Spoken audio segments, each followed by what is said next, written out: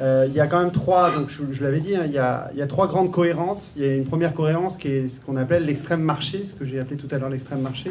Et je ne vois pas tellement de différence entre la politique économique prônée par Dominique Tian et celle d'Emmanuel Macron, malgré le talent de Dominique Tian pour essayer de trouver des différences. Sur la partie économique, je ne vois pas vraiment de différence. Il y a l'extrême droite. Bon, on ne va pas trop traiter là, mais je ne vais pas revenir sur ce que j'ai dit tout à l'heure sur l'extrême droite. Et puis il y a un autre projet dont on est porteur avec Jean-Marc, qui est un projet à la fois d'émancipation humaine, de justice sociale et de préservation de l'environnement.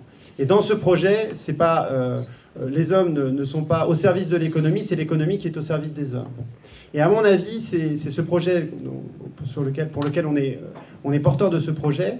Et voter, enfin, les élections législatives vont être importantes. Parce que d'abord, c'est un choix, c'est de ne pas donner les pleins pouvoirs à Emmanuel Macron. Plus il y aura de députés, et à Marseille, on peut en avoir un certain nombre, hein, 3, 4, voire plus, qui peuvent être des députés qui portent cette alternative écologiste et solidaire, et ben, ça sera des épines dans le pied à la politique de M. Macron. Pas parce qu'on souhaite qu'il échoue, mais parce qu'on sait qu'il échouera. Hein.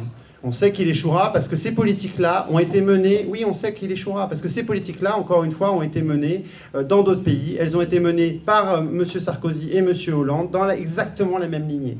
Donc on sait qu'elles échoueront et donc il faut préparer l'alternative. Parce que s'il n'y a pas une alternative dans ce pays qui émerge d'abord aux législatives, mais ensuite dans la rue et ailleurs aussi, dans les usines, etc., on va laisser un boulevard au Front National. Et donc le vote de dimanche prochain, ça va être un vote qui va préparer l'avenir. Parce que pour l'instant, évidemment, M. Macron et ses soutiens vont être sur un nuage, mais ensuite, ça va retomber et il va bien falloir avoir des forces sur lesquelles on peut compter pour préparer un réel projet, une réelle alternative.